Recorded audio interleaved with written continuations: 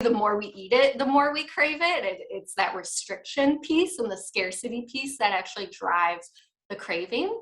But also kind of mental scarcity, planning to restrict it, telling ourselves it's bad, telling ourselves we shouldn't have it. That can also set up that drive for that food. Hey, friends and listeners of the Switch for Good podcast. Yep, that's you. I have some really exciting news. Dotsie and I have started a Switch for Good podcast Facebook group. We created it so we can build a community of fans that will help us improve the show and deliver on the topics that you want to learn more about. So we want to hear what your favorite content is, what you want more of, and what you want less of. And if you like the length of the show, Dotsie and I are always talking about the length of the show, right, Dotsie? Yes. We want to tailor our show around the needs and desires of our incredible listeners, almost 500,000 of you. And it's really simple to join. Just go to our Switch for Good Facebook page. That's Switch, the number 4, and then Good. And then click on Groups. And there we are, the Switch for Good podcast chat. You can post directly in the group, share ideas, talk to other listeners, and connect with like-minded folks. So go, run, join our Facebook group and tell us what you want.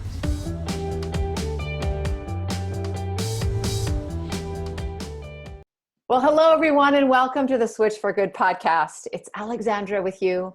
Dotsie's going to be back in a couple weeks. We have a really wonderful guest, and I know Dotsie's sorry that she can't be here. She says hello to you all and misses you all. But we're going to dive right into Taylor Wolfram today because she's doing things a little bit differently in the nutrition world. She is a weight-inclusive, anti-diet registered dietitian who's also a passionate and educated vegan advocate. Taylor is the owner of her own nutrition therapy practice and works with clients interested in ditching the traditional diet mentality and healing harmful beliefs about their bodies. She specializes in vegan nutrition and is the creator of the Anti-Diet Vegan Nutrition online course.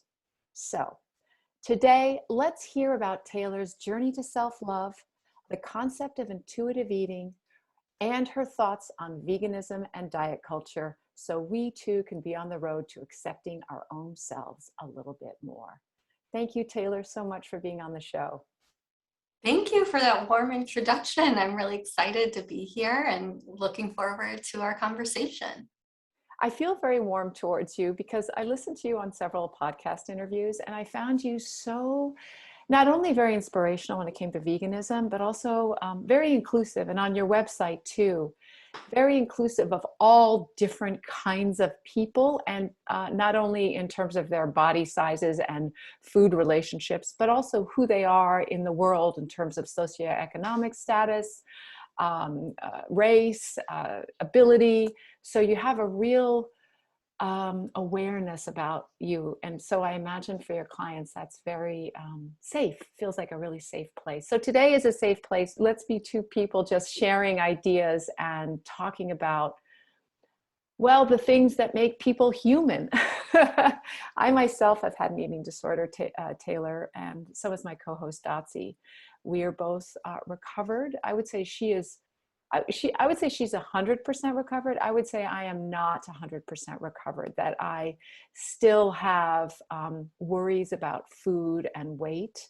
But it has been 30 years since I have been bulimic, and that 30 years and 6 months actually. And I'm very proud of that. So I'm really interested in hearing your thoughts on this eating disorders and our relationship to food and diet culture. But let's start at the beginning. What messages did you receive when you were young about bodies and their various shapes and sizes, and what impact did that have on you? Yeah, this is such a great question. I love this. And I often start here with my clients as well, because it really does start when we're young, right? I mean, how we are when we're adults and the beliefs we have about our bodies and other bodies, they didn't come from nowhere, right? We were kind of, told certain things or absorbed certain messages over our lifetime.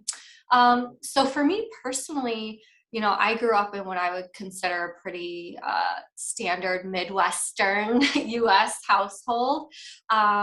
And I had, interesting family dynamics in terms of parents divorcing, remarrying, some trauma there. But in terms of my body, I didn't get very positive messages about it. And so I've personally had, my own history of disordered eating and body image issues that I've had to work through on my own as well. So what messages were you specifically hearing? Yeah, so for me, what's typical with most girls is pre-puberty, it's common to put on some weight before you grow a bunch in height. And that happened to me. And I started to get some comments about, maybe needing to lose a little weight, needing to cut back on certain foods a little bit. And as so many of us know, and young adolescence, those tween years, especially for girls, are just so delicate and fragile, especially when it comes to body image.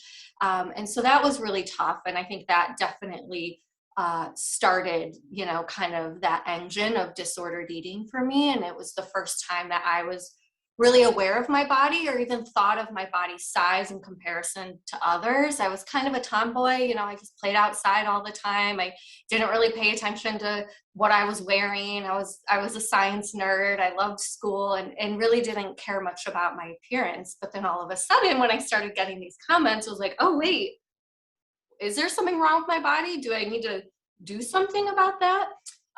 So that was a challenge for me.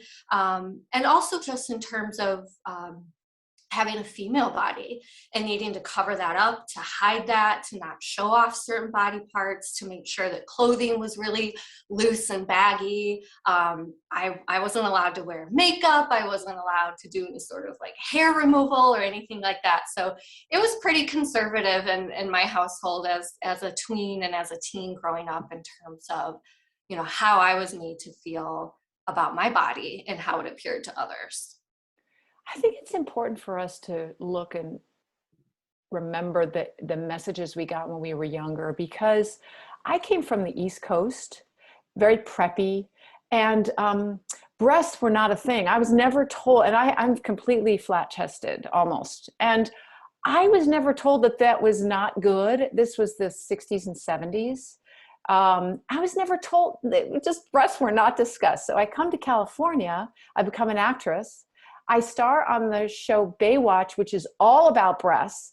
And I don't care at all about large breasts because I never got the message when I was younger. I never felt less than because my breasts were smaller. I hear a lot of women do, but I think it was really because nobody ever talked about breasts that said this size versus that size is nice or whatever. I got a lot. I did get inculcated with weight and that it was better to be thinner. And, but wow. So yes, let's all look and see what kind of messages were inculcated when we're young, because that can really give us either a strength or a weakness throughout our whole lives. Yeah, absolutely. And I love that example that you shared because it really does show that how we criticize our body and certain parts of our body is totally dependent on the culture around us and the messages we're getting. Like you said, like I didn't even think about my breasts. Like that wasn't a thing because I wasn't getting messages about them. But as soon as I did, then all of a sudden, there's this self-consciousness. If I had gotten them when I was a teenager, I think when I was in my 20s, I just felt more self-confident about myself. So the messages coming at me, which definitely came at me that I wasn't as sexy because my breasts were smaller, didn't affect me. So, I'm still very happy with my small breasts, especially at age 58. They look great.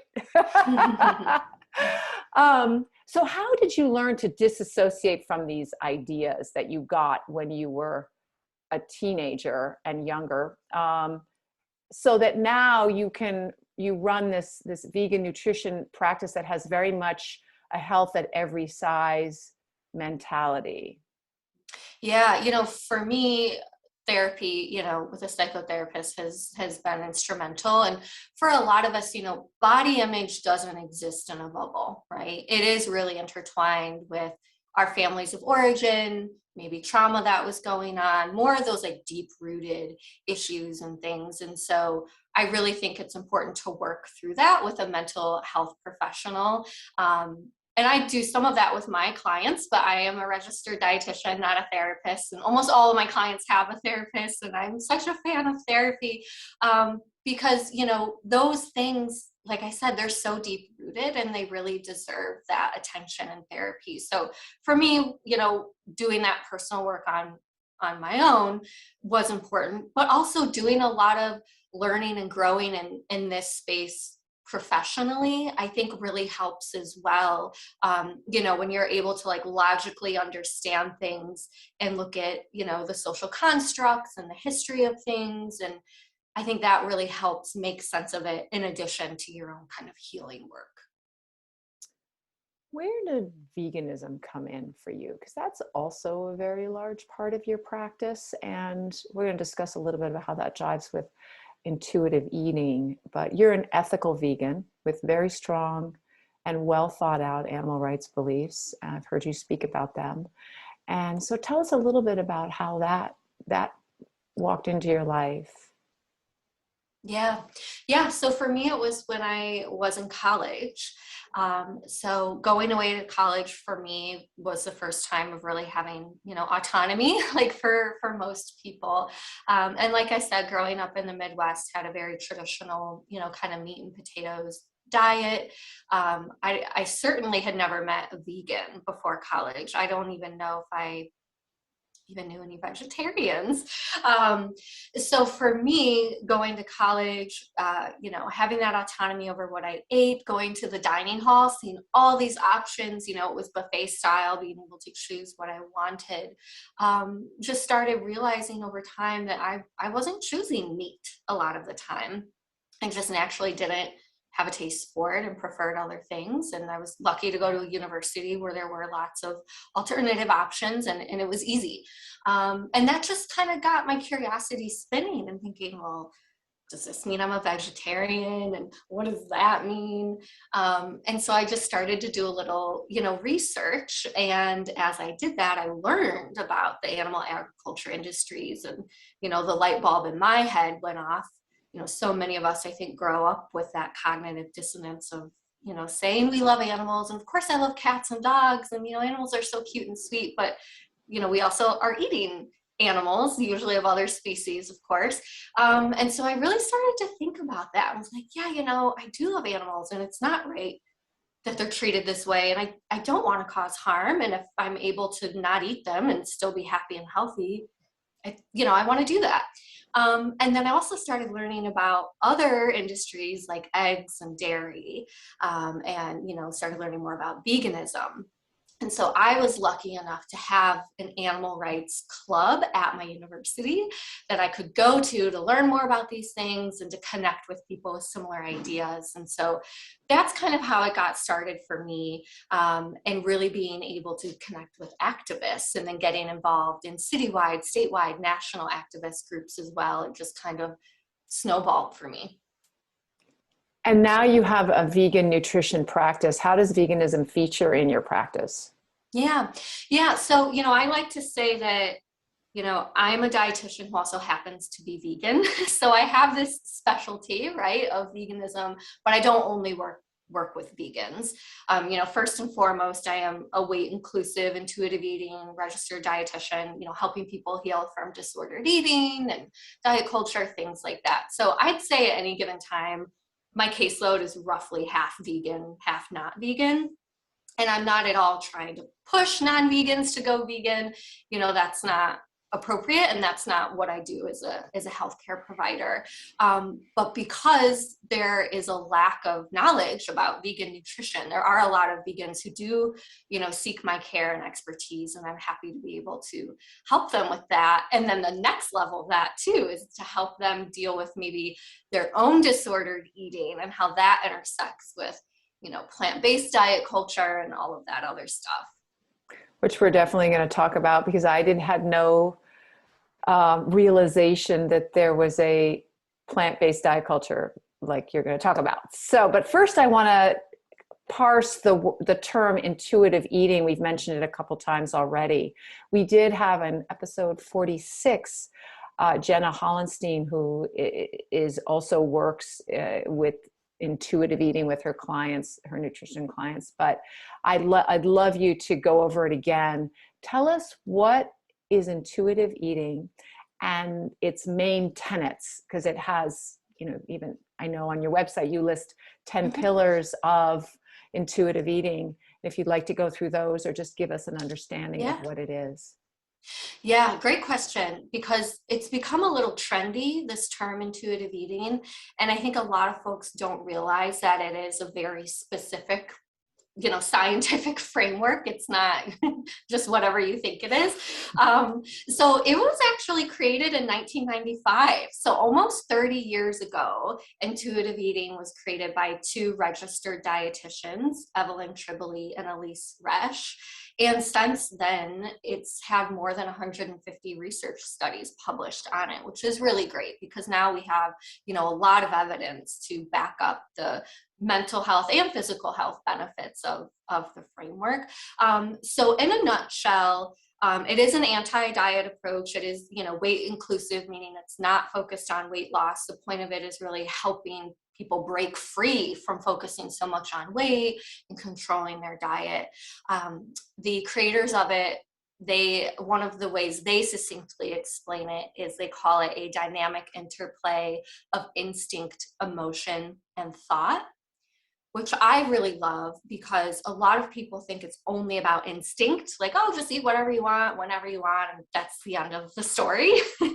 And that is not at all the end of the story. There's also, how our emotions impact our food choices, and also our thought, right? Kind of our logical brain. So like you said, there are 10 principles, and I'm happy to just read the titles of them briefly if you'd like. Please. Sure. Okay. So the first one, it starts off with reject the diet mentality. Then we have honor your hunger, make peace with food, challenge the food police, discover the satisfaction factor, feel your fullness, cope with your emotions with kindness, respect your body, joyful movements, and then at the end is gentle nutrition. And what does that mean, gentle nutrition? Yeah, so the creators put it at the end for a very specific reason, because we find that when we introduce that, and even movement, right, that's the second to last principle, too early on, before someone has really kind of conquered the earlier principles and really, worked through their own diet mentality and have really released that it really just kind of gets hijacked and turns into just more of the diet mentality. So gentle nutrition is really just being able to apply some of those, nutrition guidelines and recommendations when we think about, general things, of course, like eating plenty of fruits and veggies, making sure that we're getting a protein source at our meals, keeping track of vitamins and minerals, taking appropriate dietary supplements, but it can also include any disease specific, what we call medical nutrition therapy as registered dietitians. So if there's any specific things we do with food or nutrition to help manage or prevent diseases, that would fall in there as well. And it's done in a very gentle way, hence the term gentle nutrition, being careful that we're not triggering any restriction or disordered eating. And one way I like to go about it with my clients is to focus on abundance, right? What can we eat more of? What helps us feel our best? What helps us feel vibrant, energized? Those are words a lot of people say in terms of how they want to feel and how can they support their health, looking at food through abundance and nourishment rather than through control and willpower and restriction. I love that you wrote this on your website. Rather than trying to control your body, work on listening to your body. And when I was deep into eating disorders, I assumed that if I listened to my body, it would lead me to brownies all the time. It would lead me to being out of control and never stopping eating. And so I think that's what intuitive eating is trying to teach us, is that actually, if we listen to our body, in the end, and it might take some time, we will come to a balance. Is that right? Can you assuage the concerns of listeners who go, oh my God, no. If you don't restrict, if I, or I'll speak as the listener, if I don't restrict this, that, and this, I'm just going to never stop eating that. And I'm going to gain a ton of weight. I know this isn't about weight, but let's face it, in this society, there's weight is always in there somewhere. Yeah, absolutely. And that's a common question I hear from so many people. And so it's really common to have, and I understand. And for a lot of us, we have that question because all we've ever known is either the willpower, control, and restriction, or feeling that out of control binging around food. We've never really, well, maybe since early childhood, right? We're born intuitive eaters, right? Babies and little ones have a very keen awareness of hunger and fullness, what they want, what they don't want. And it's very easy for them. And it isn't until we start getting those messages, right? And having people controlling our food that things get out of whack. But for a lot of folks, we're so used to this, very drastic pendulum swing, right? Between dieting, control, restriction, or feeling out of control, binging, like you said, eating all the brownies, that it could seem like anything other than restriction is just going to be all of the binging and feeling addicted to food and out of control. And so I really like to validate that for folks. Like, of course, if that's been your experience, that is a very, valid concern. And if people are open to learning a little bit more about how intuitive eating works and some of the strategies that we use to very carefully, expose folks to foods that they have been afraid of. For example, we can run with the brownies example, right? Of where maybe we'll eat brownies together in session, and then maybe I'll have you keep brownies at home for a certain amount of time, right? So you're exposed to them. They're starting to become normalized. And in the beginning of that process, it is very normal to feel like you're overeating them, because if you're giving yourself access to them for the first time after a while, or this is the first time you've truly given yourself like free access to them, of course you're going to want to gobble them up. But after a while, they begin to become more normal. They are not as exciting anymore. You eat a brownie when you want, you can pass them up when you don't want them, and they just don't elicit as intense of a response for you. And so this process is called habituation, where we are habituating certain foods and normalizing them and ultimately decreasing the response we have to them so that you can feel more calm around them and more peace. And it does take a leap of faith for people to do that in the beginning, especially for the first food that we work on. It can be really freaky, but I love when clients have gone through it themselves and they kind of prove it to themselves and they're like, oh my gosh, I never thought that I'd be able to have a pan of brownies in my kitchen, and not gobble up the whole thing, hovering over the pan in the middle of the night. Like, I don't even care about the brownies anymore. It's so chill. And it's so powerful when people can begin to use their own experience with that rather than just me telling them or asking them to take this leap of faith with me. I love the image of you eating brownies in your session with your clients. That's great. So what I'm hearing is that this jives with what you said about having a mentality of lack. When we think we're not going to get it again, or we won't allow ourselves to get it again, we tend to go overboard. Like, tomorrow I'm going to be good. And the whole good or bad thing is something I'm sure you can address. Yeah. It's kind of like the diet starts tomorrow mentality, right? Or even cheat days, right? Which is basically just a planned binge for a lot of people. But it's this idea that, if I'm not restricting, I'm going to be binging. And yes, it's what you said, this kind of idea of lack. We call that food scarcity.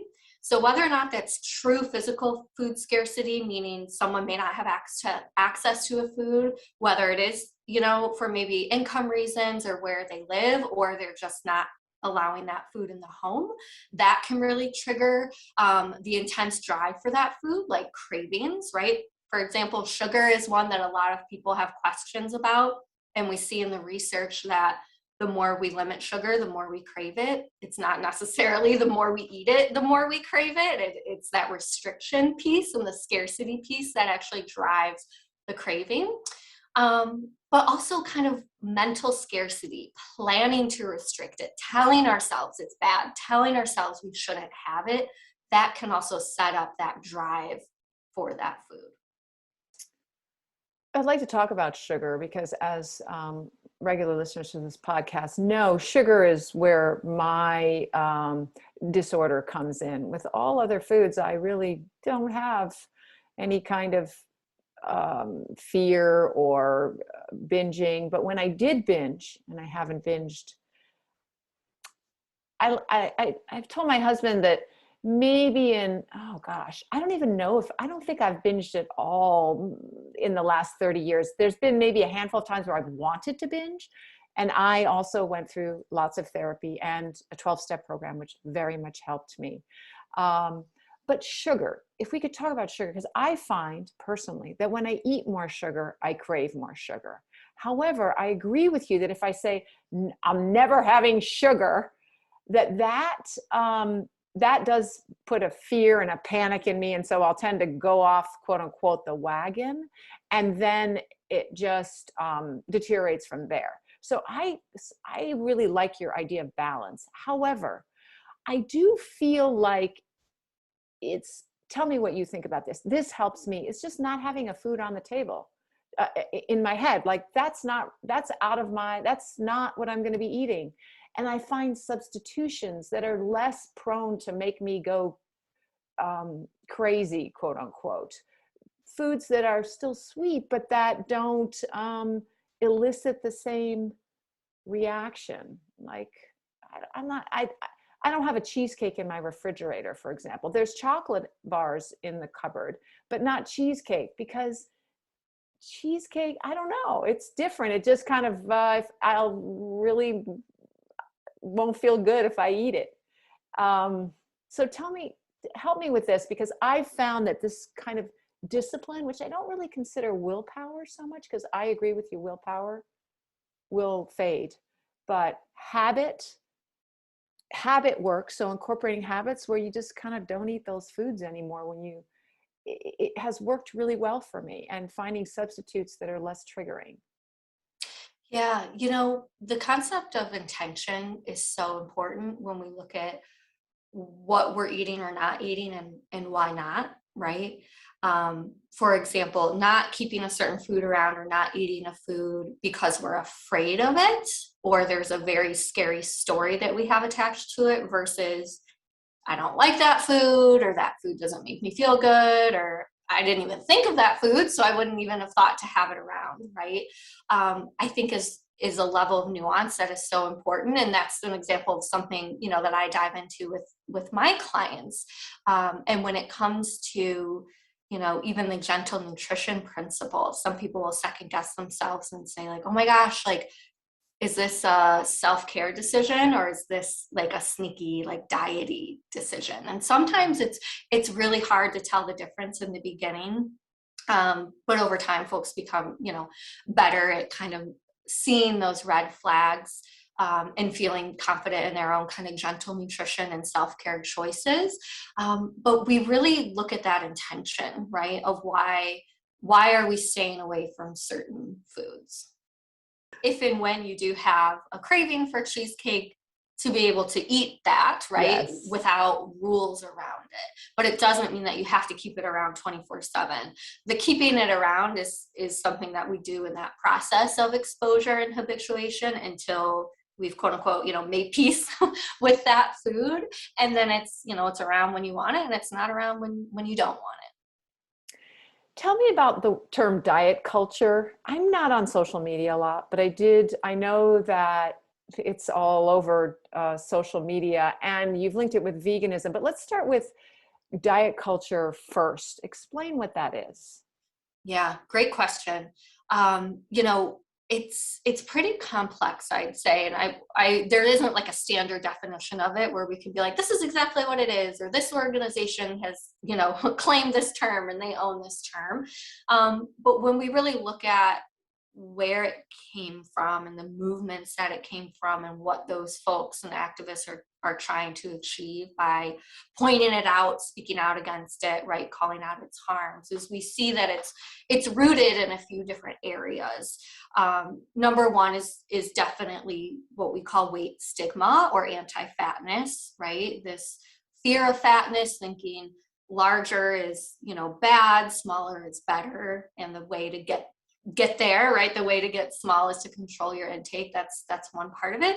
But we also look at the role that racism and anti-Blackness plays in it, which goes into the anti-fatness part, which that's a whole other podcast. And people way more educated on this have written books about this. There are scholars who study this link and like, where did thin is better even come from in the first place, and how that is linked to the transatlantic slave trade and early racism. And it's very fascinating. So there's Can I just stop you, because I had never heard of this link. So can you give us some resources? Sure. So that. Yeah. I think a great one to start with is Sabrina Strings. She's a Black professor and author, and she wrote a book called Fearing the Black Body, The Racial Origins of Fat Phobia. And that's a great one because it really digs through the history and it points out exactly where things shifted in terms of beauty ideals and body standards. Where, at one point in time, a fuller figured woman, right, was the picture of beauty. And when did that shift, and why did that shift, and what else was going on at the time? And we see it was, white folks trying to distance themselves from Black folks and pointing out bodily differences. And there's, impact of religion in there too, saying, temperance with food is a way to get closer to God and all of that. Reading the book can explain it much better than I can, but it's very, very fascinating. And also when we look at just today, how different bodies are judged for their size and policed, it's really interesting. So diet culture is weight. It's also racism. And isn't there a sort of an orthorexia thing, as who can be the most pure, just mentioned in terms of religion, but who can eat the healthiest? There's this other concept of healthism, which is, quote unquote, healthy people are better than unhealthy people. And it's kind of like this moral imperative. If you want to be a good person, you need to try as hard as you can to be healthy.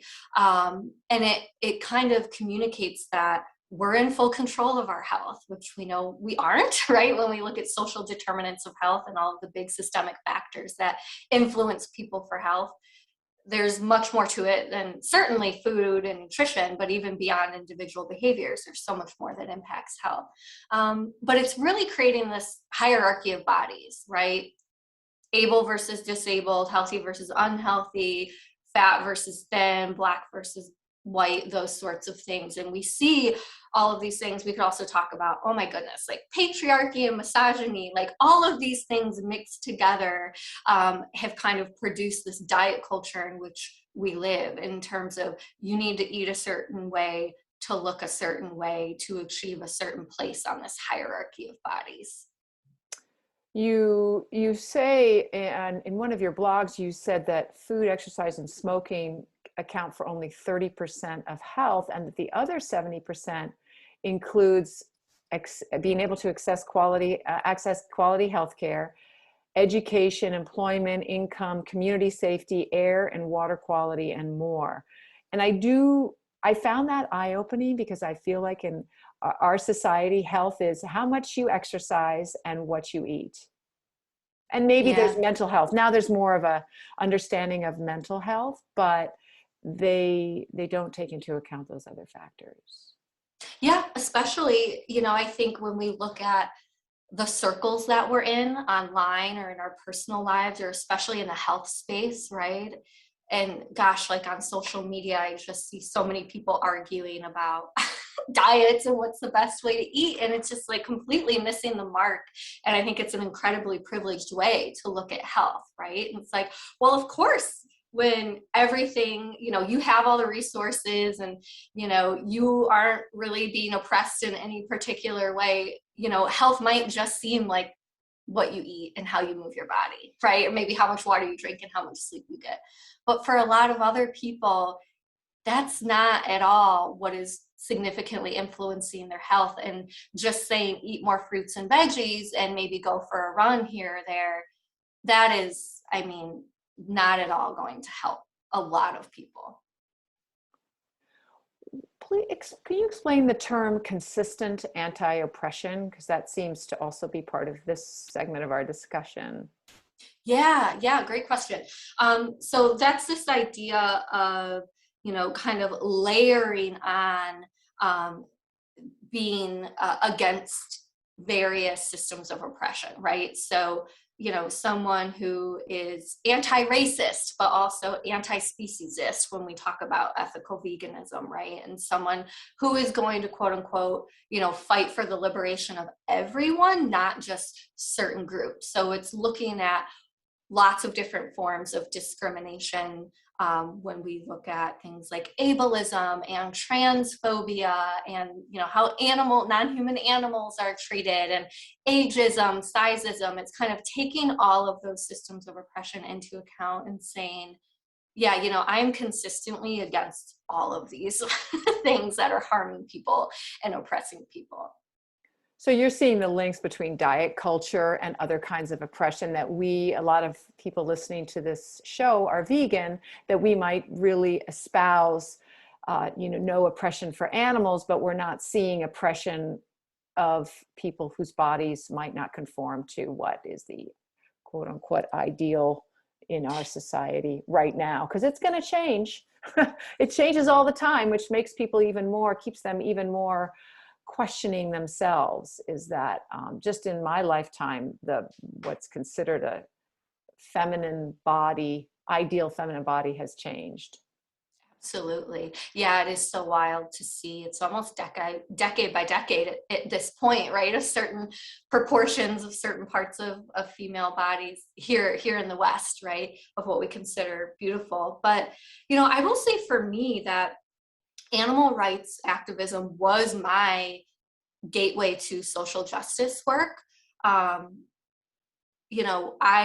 I said, I grew up in the Midwest. I grew up in, very white middle class areas where I grew up in a conservative Republican household. So, social justice wasn't really on the radar for me. And animal rights was really my way into that, and looking at, activism, fighting for those who are mistreated, who are harmed, who deserve better, looking at systems of oppression. And I think that, while I understand why so many vegans, of course, are so passionate about animal rights, is that, expanding that compassion and expanding that work to include human causes as well doesn't take anything away from the animals. It actually strengthens, our cause. And I think we also need to look at how we may be excluding certain people from the animal rights movement, or making it unwelcoming to certain people in the animal rights movement. And that the more we can kind of be inclusive of everyone, the more we can help everyone, including animals. Certainly the animal rights movement, which I've been involved in for 30 years, has been very white. Very white. And animal rights organizations were led by men, even though most of the activists were women. There's no doubt about that. I did hear you say something on a podcast that I didn't ring at all true to me in my experience. I wanted to delve into it. You mentioned that there are vegan activists who dissuade people who might be overweight from sort of coming to protests or stating that they're vegan because it gives veganism a bad name. I have to say that the vegans that I hang around with are, like you, more aware and inclusive than people who aren't vegan, because their eyes were opened, or maybe it's the organizations that I'm involved with. Direct Action Everywhere is very aware of the different racist and inclusivity. We talk about systems rather than just changing your diet. So tell me more about this, because it disturbed me to hear that. Yeah, it is super disturbing. And I'll say the first time I heard it too, I was like, oh my gosh, what? And I think it's important too to step back, especially for people like you and I, right? White people who live in thin bodies, to say, well, I've never experienced that, or I've never heard that, to acknowledge that just because we haven't been aware of it or heard it doesn't mean it's not going on. And also just to be, That's what I love about you. You just have, I love that you said that. So thank you. Yeah. Well, Carry I think on. it's important. And I hope that, given the racial uprising we had here in the US in 2020, I think hopefully a lot of people's eyes were opened, at least those who are in social justice work, right, to kind of own some of their privileges and say, like, yeah, maybe I don't see everything, and that doesn't mean that it's not happening, right, or that it's not important, or that I shouldn't be a part of, working towards change. So I think that's first and foremost, right? Not to say this isn't happening because I don't see it or I haven't heard it. And also recognizing that sometimes it's not always super explicit and obvious, right? There can be microaggressions happening all of the time that make certain people feel unwelcome. But I've, had the pleasure of speaking to people who identify as fat vegans and who are both in the animal rights space and the fat activism space, and hearing about their experiences, and it has been very eye-opening. And I'm certainly not the only person to be talking about this or even writing about this, but I think it's also, like you said, the movement has been very white, traditionally led by men, even though most of the boots on the ground people are women, is to look at, well, who am I with when I go to protests, right? Who are the people around me? And if they always usually look like me, why is that? Why aren't there more diverse people here?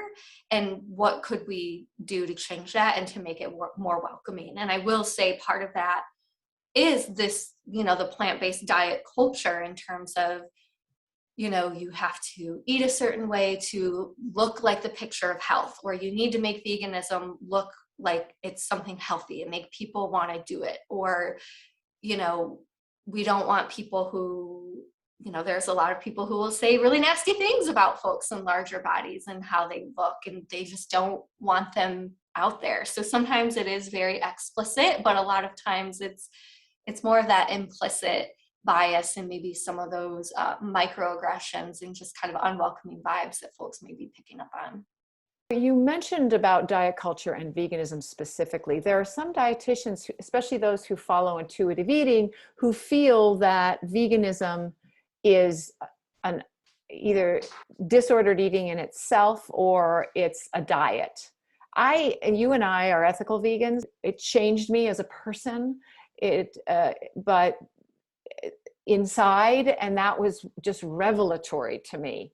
So I always think of it, to call it a diet is just cheapens it so much, because veganism is so much more than, by the way, what you eat. It's what you wear, what you buy, your outlook on life in terms of justice. So, but tell me how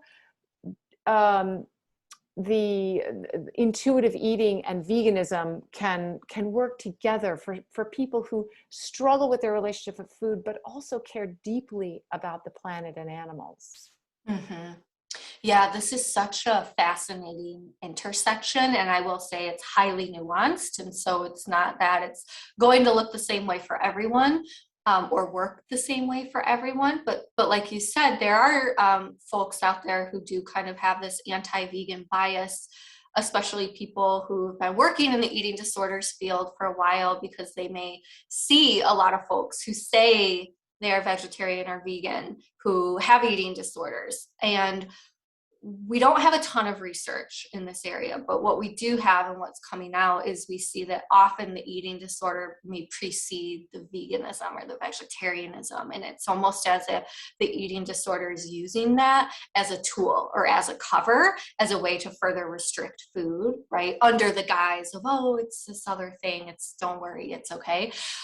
That's not to say that anyone with an eating disorder who's vegan or vegetarian, that it's not valid, right? Of course, there are people who are ethical vegans and care about animals and can also have an eating disorder, and it doesn't mean that they're necessarily connected, right? But that's where that stigma and bias kind of comes from. And unfortunately, we do see in some research there is a higher, incidence of vegans and vegetarians, with eating disorders compared to the general public. But when we really dig into like what came first, right? And also there's some interesting research coming out looking at motivation, that people who are motivated by health are at an increased risk of disordered eating versus folks who are motivated by the ethics are not. So we're getting some more details in the research, which I think is really helpful. And it makes sense to me, right? It makes sense in my brain.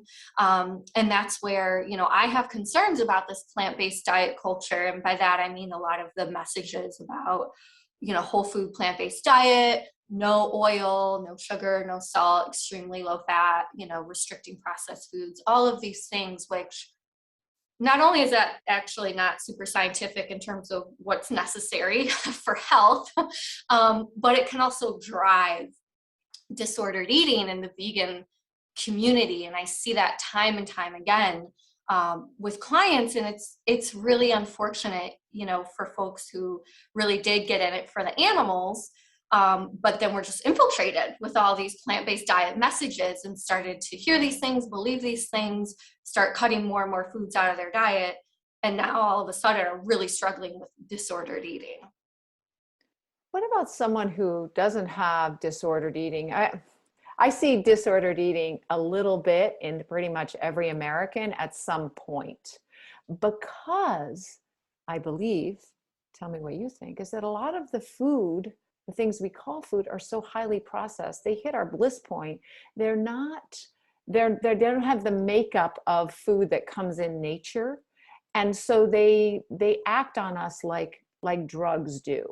And so that's why I see so much dependence on foods that are processed. I'm wondering why you have criticism for people like Caldwell Esselstyn or T. Colin Campbell, who recommend a whole food plant-based diet and also recommend a low-fat diet.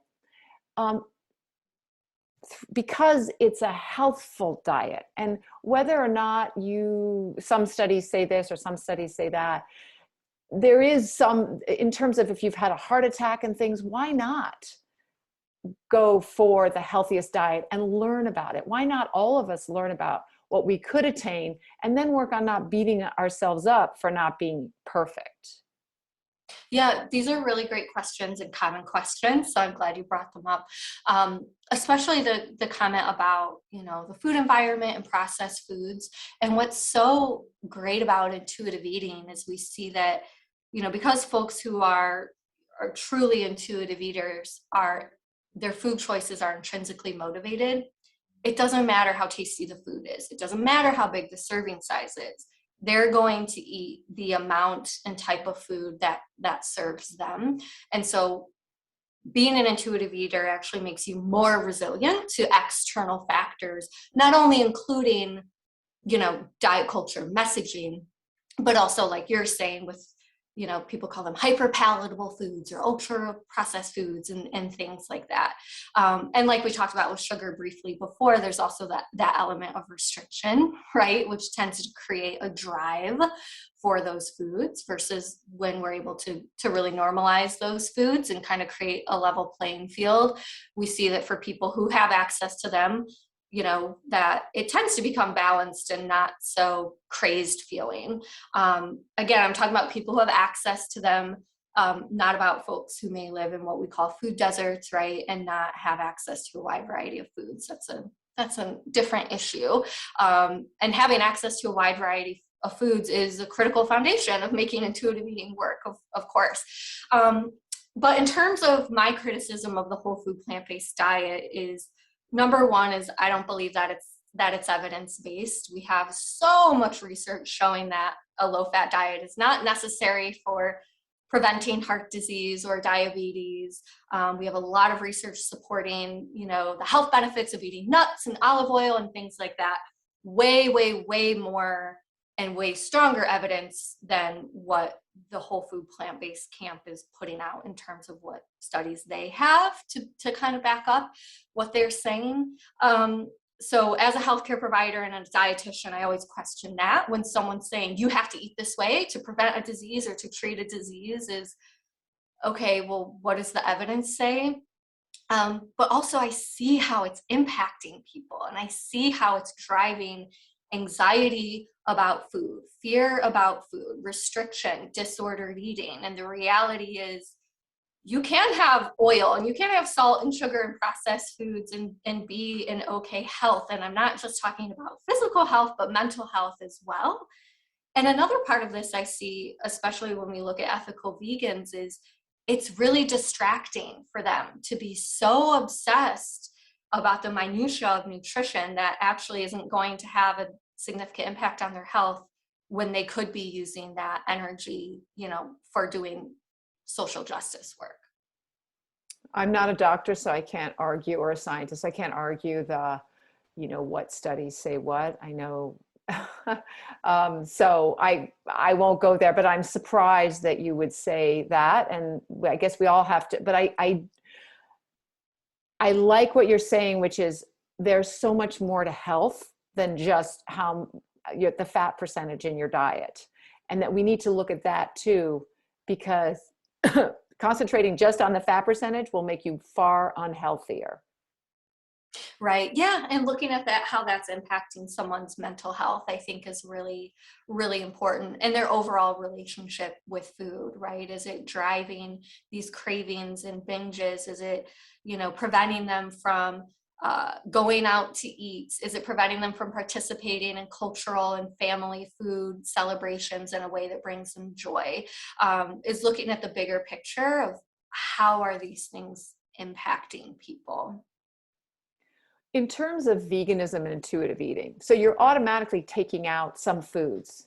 Can you tell me how you, with clients, how do you encourage them to eat intuitively while being vegan, where you actually are putting foods off limits, which is what intuitive eating doesn't want you to do? This is such a great question. And really, we go back to that element of intention here as well.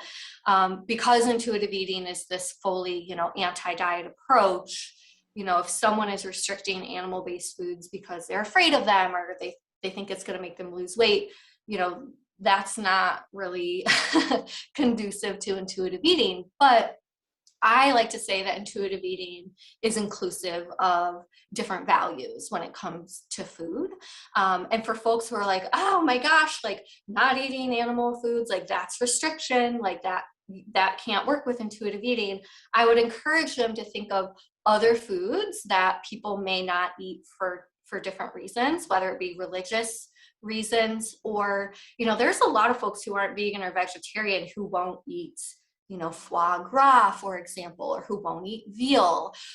Or some people are really into like workers' rights and they won't eat food from certain companies who maybe treat their workers certain ways. And so I encourage folks to think outside the box a little bit when they have that immediate, bias. It's important to think about, how our values in terms of kindness to animals can be incorporated into intuitive eating, but also looking at, what does non-restrictive vegan eating look like?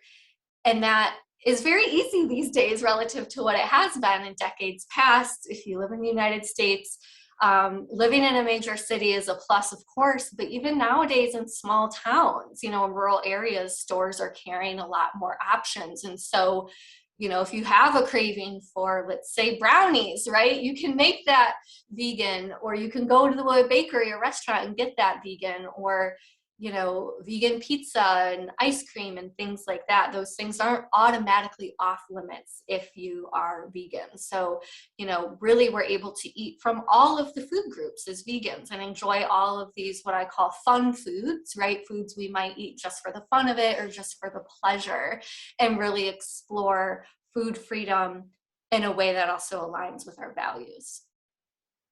I also heard you suggest, and I thought it was really wise, that if someone really craves cheese, for example, they want to be vegan, then be vegan in all the other ways that you can be vegan and eat your cheese. So that, and eventually, as you and I know, you probably will give up that cheese just because of the ethics is so overpowering. You won't even know it, but you'll not want to do that to cows. And but it needs to come from an intuitive place. Right. Yeah. And some, some vegans get really up in arms about that. Like it's either 100% or nothing. And I totally get it. But at the same time, coming from working with folks with eating disorders and disordered eating, you know, trying to force a restriction when there's really a problematic relationship with that food, that's not helping that person be long-term vegan either, right? And I love that you brought up vegan in all the other ways, because that's also something I encourage people to think about is, what other ways are you working towards animal liberation? What other areas of life are you choosing vegan products or cruelty-free options?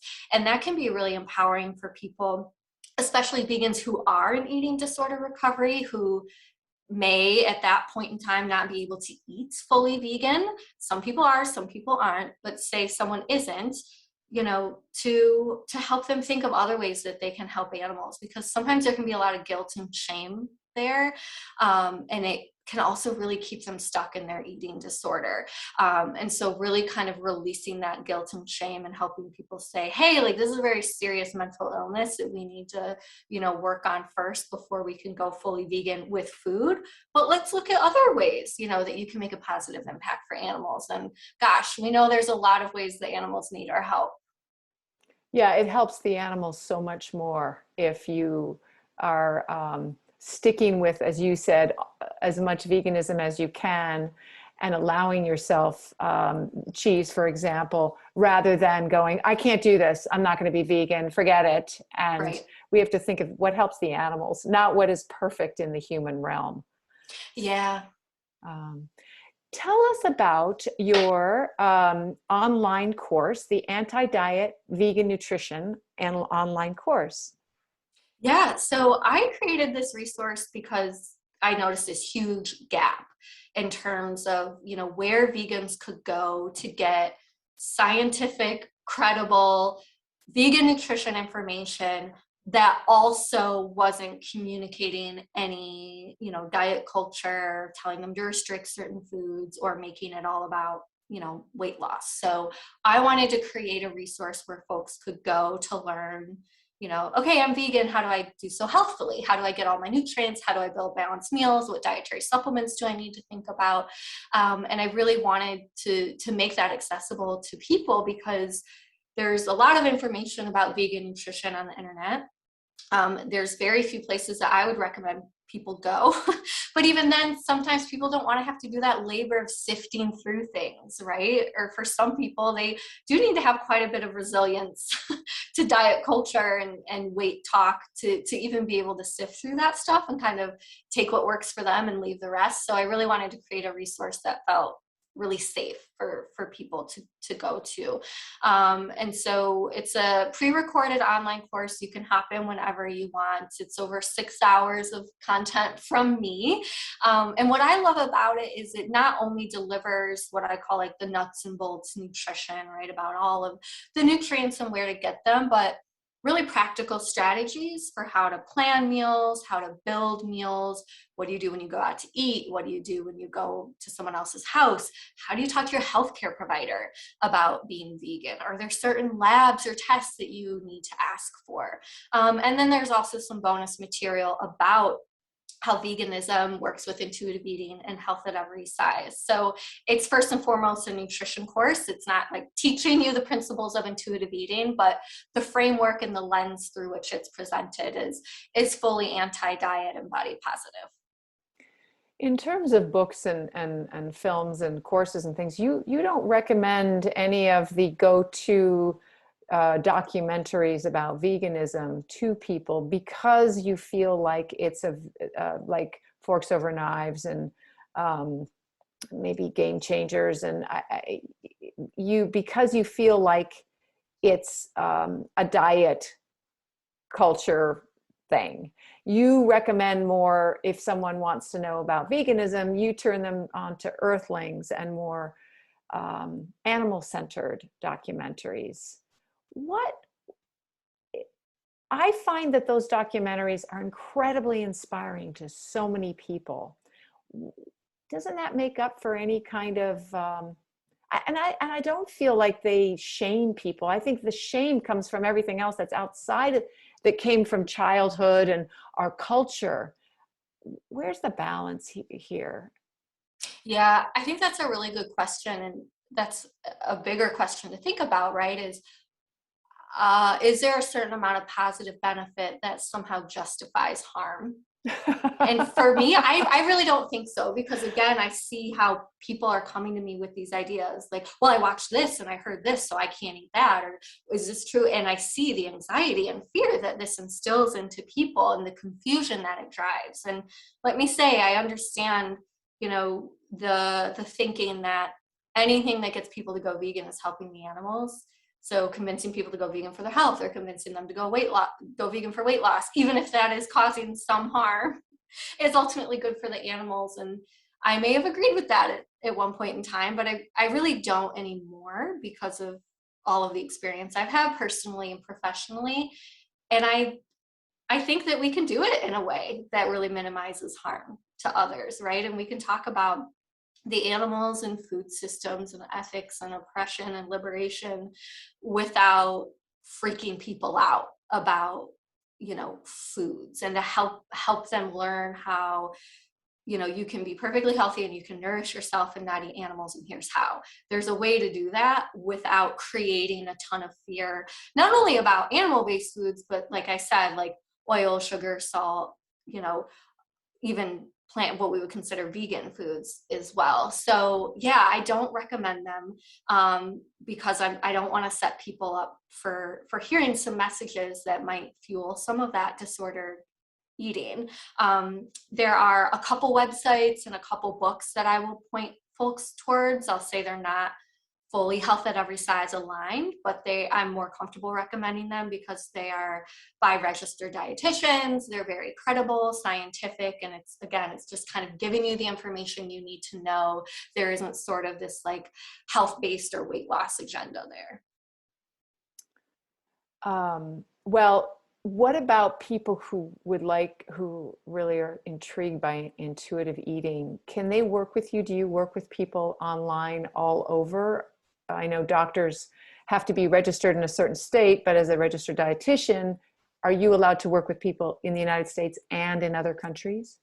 Yeah, so our licensure to practice nutrition varies by state here in the US. So it depends on where folks live, and then different countries have their own regulations as well. So I will only see people in certain states in the US. There are a handful of other vegan RDs out there, and then there's tons and tons of folks who do intuitive eating work. So there's a lot of non-vegan dietitians who do intuitive eating work as well. But yeah, I see folks privately. I have an associate dietitian who works with me, and she sees folks as well. So how can people reach you if they are interested in continuing the conversation? Yeah. So my website is taylorwolfram.com. I've got a very extensive blog dating back several years. It's got lots of free resources. You can find my online course there. There's a page to learn about our counseling services and an application to work with us. And on social media, I'd say I'm most active on Instagram at TaylorWolframRD. You can also find me at TaylorWolframRD on Twitter. Thank you so much for being with us today, Taylor. I really appreciate all the information and the thoughts that you've shared with us. Thank you. It's been a pleasure, and I really appreciate your thoughtful questions. Hey, folks. Okay, back by very popular demand is our plant-powered plate fridge magnet, which you are going to receive for free if you leave us a rating and a review on whatever platform you're listening to this podcast on. So here are the details.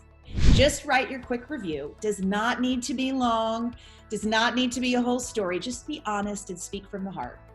Then take a quick screenshot of the review you wrote and email it to us at podcast@switchforgood.org. That's podcast@switchforgood.org. And include your mailing address so we can send you a power plate. We are doing this because the more reviews we garner, the higher we go in search results, which means more folks will learn about our podcast. So the power is in your hands. leave us a review, and zoom, zoom, your power plate arrives at your doorstep. So thank you so much for tuning in today. If we helped you in any way, then click the subscribe button and let's keep hanging out together. We have so much more to share with you. And if you need more information on actually making the switch for good, please visit us at switchforgood.org for loads of info. And you can subscribe to our mailing list where you will receive all sorts of super cool gifts, discount codes to our very fave dairy-free products, and a lifetime of powerful health tips. So join us on the journey to switch for good. This is the future.